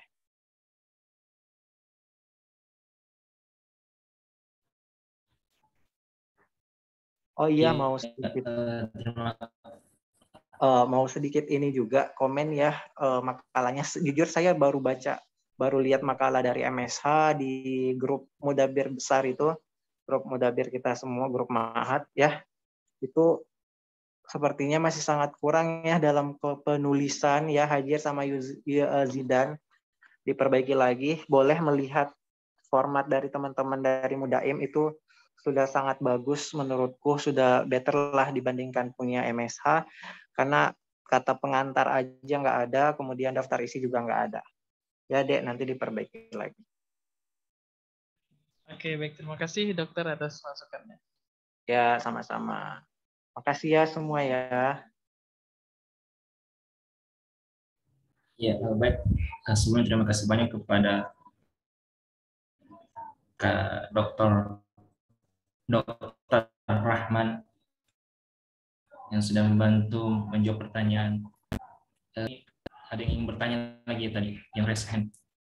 Kalau nggak salah Kak Una ya ingin bertanya. Iya, mau nanya. Jelas nggak suaranya? Iya Kak, silakan. Oke, Assalamualaikum warahmatullahi wabarakatuh. Terima kasih atas kesempatannya. Saya ingin bertanya kepada pemakalah pertama, pendapat pemakalah sendiri tentang kesehatan mental dan juga keterkaitannya dengan kualitas iman seseorang. Karena saya sering membaca. Saya naik dulu ya. Nanti kalau ada pasien dipanggil aja. Mau sholat isya juga dulu. Mari.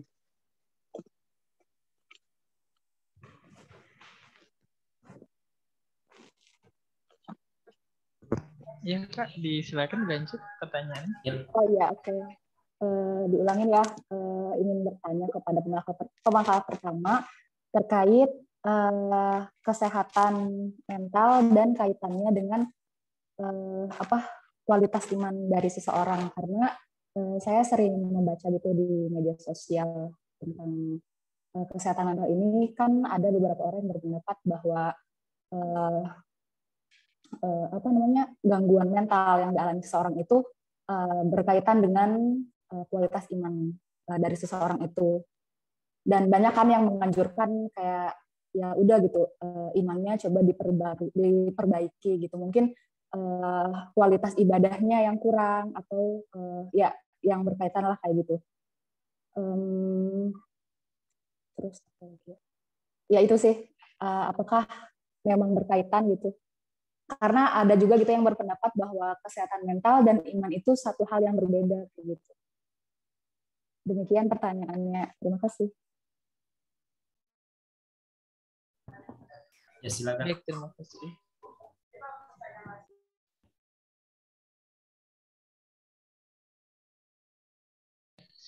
Ya, baik, terima kasih Kak atas pertanyaannya. Ya, saya izin menjawab ya, sekali lagi dengan sebatas pengetahuan saya. Nah, kalau dikatakan apakah ada nggak sih kira-kira hubungan antara kesehatan mental dengan kualitas iman? Nah, kalau menurut saya pribadi ada sebenarnya. Karena apa? Orang yang memiliki kualitas iman yang lebih baik, ya, yang baik tentunya yang berkualitas.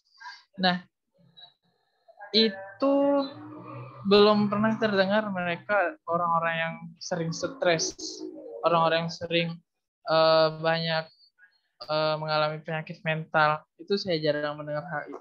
Karena apa? Karena orang yang memiliki kualitas iman yang lebih baik, apalagi punya keyakinan yang baik akan Tuhannya, nah itu biasanya mereka adalah orang-orang yang sangat tenang gitu. Karena meyakini, nah iman itu kembali lagi kepada arti dasarnya itu kan yakin ya, meyakini gitu.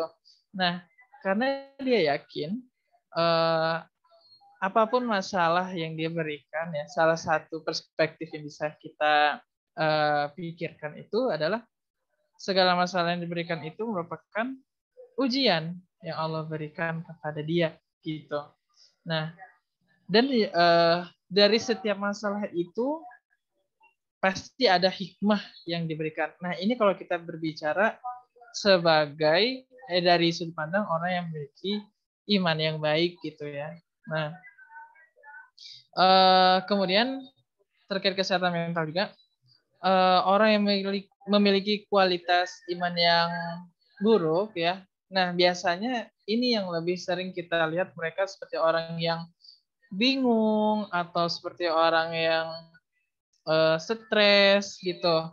Nah, karena apa? Karena mereka seolah-olah tidak percaya atau merasa sendiri, gitu. Selalu merasa sendiri satu. Jadi apapun masalah yang mereka hadapi itu seolah-olah mereka menghadapinya sendiri, berbeda dengan orang yang memiliki kualitas iman yang baik. Nah, orang yang memiliki kualitas iman yang baik itu dia menghadapi masalahnya tidak sendiri karena dia percaya bahwa Tuhannya akan membantunya dalam mengatasi masalah tersebut. Iya, kalau dari penjelasan saya cukup sekian ya Kak ya. Mungkin ada tambahan dari Zidan, disilakan. Baik, bismillahirrahmanirrahim. Sebelumnya saya izin menambahkan apa terkait pertanyaan terkait jawaban yang Hajar tadi dengan pertanyaan apakah ada kaitannya antara kesehatan mental dengan keimanan ya. Mungkin kita bisa bayangkan ya, orang dengan keimanan yang baik itu kan dia ketika imannya itu tinggi, kan iman itu kayak roda ya, zadawayantus, kadang dia bertambah, kadang berkurang, kadang di atas, kadang di bawah. Nah, ketika seseorang memiliki keimanan yang kurang, itu kualitas keimanannya kurang, dia ketika melakukan sebuah perbuatan yang buruk, misalnya nih, dia maling. Nah, dia berarti ketika dia maling, ketika gak ada orang di sana, keimanannya itu gak ada.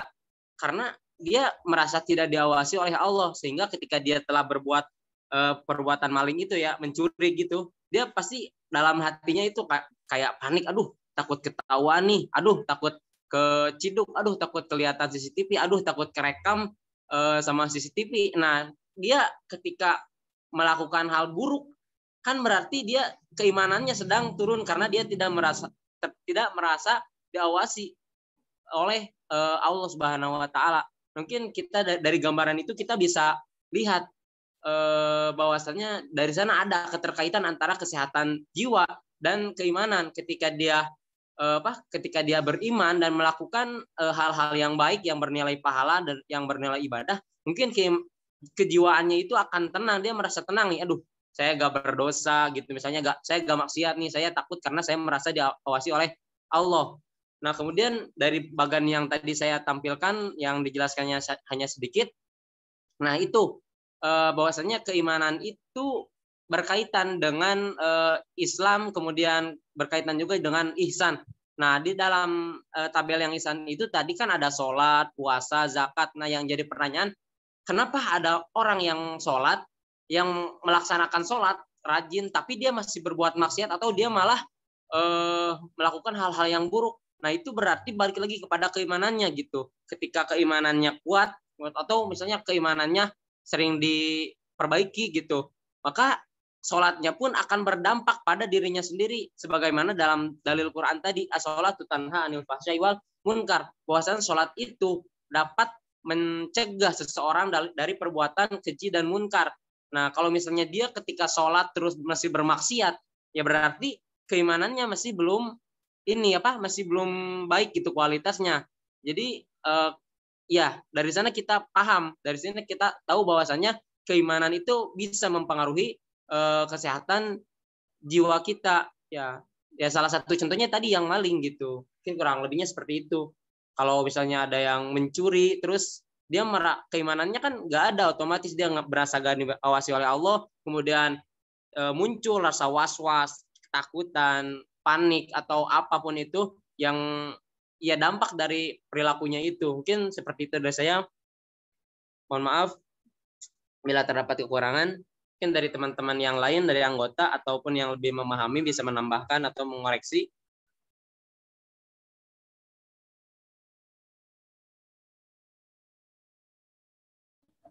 Iya, mungkin dari mendabir lain ada yang menambahkan ya jawaban teman-teman tadi dari pertanyaan Kak Una, atau mungkin gimana Kak Una, apakah kiranya bisa diterima jawaban dari teman-teman tadi, dari Zidan dan Muhajir?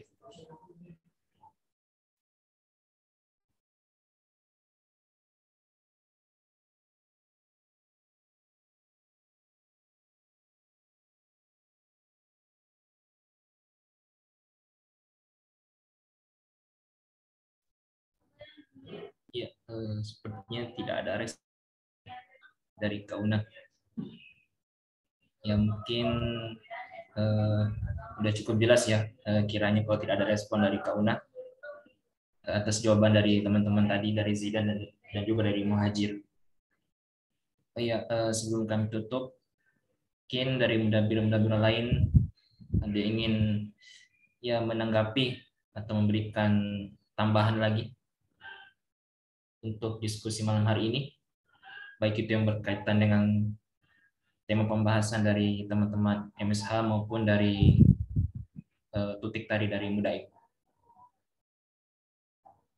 Ada yang ingin menambahkan atau memberikan ya saran masukan?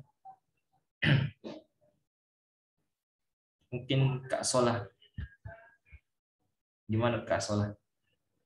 Mungkin ada tambahan dari Kak Solah?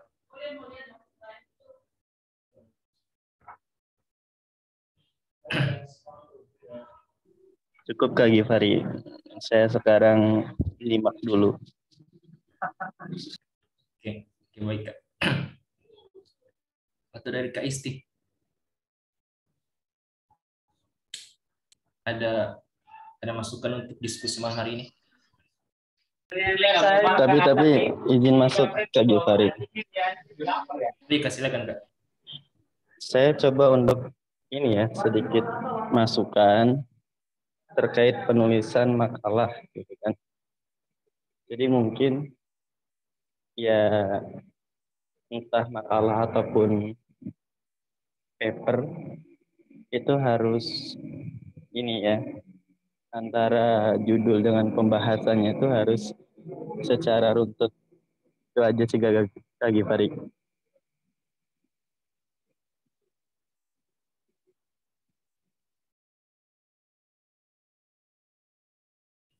Iya, oke, terima kasih Kak Solah masukannya mengenai penulisan tadi ya. Oke, ya sekali lagi, apakah ada yang ingin memberikan tanggapannya atau lain sebagainya sebelum kami tutup?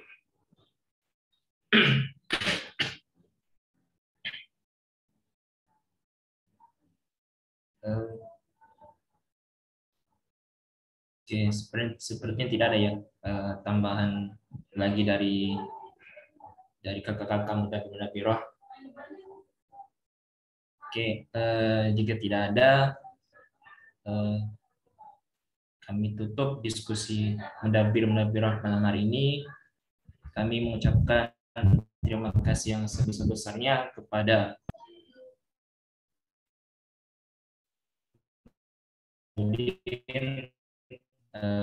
Zidat dan juga Muhajir yang sudah menjelaskan dengan cukup baik ya materinya tadi tentang kesehatan jiwa dan imunitas. Kemudian juga dari Tutik ya Mudabbirah Mabna Syarifah Mudaim yang sudah menjelaskan juga mengenai topik pembahasannya yaitu mistisme dalam novel Ronggeng Dukuh Paruh karya Ahmad Tohari ya.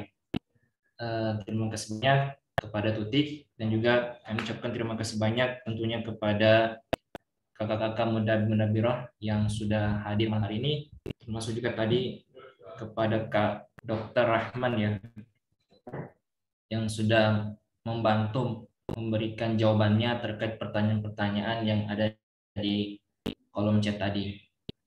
Kami juga mohon maaf apabila selama diskusi malam hari ini ada kekurangan dan lain sebagainya. Yang mohon semoga kita semua bisa memetik ilmu pada diskusi malam hari ini dan semoga diskusi malam hari ini diberkahi oleh Allah Subhanahu wa taala. Amin ya rabbal alamin. Sekian dari kami tutup. Allah musta'an. Wassalamualaikum warahmatullahi wabarakatuh. Waalaikumsalam warahmatullahi wabarakatuh. Waalaikumsalam.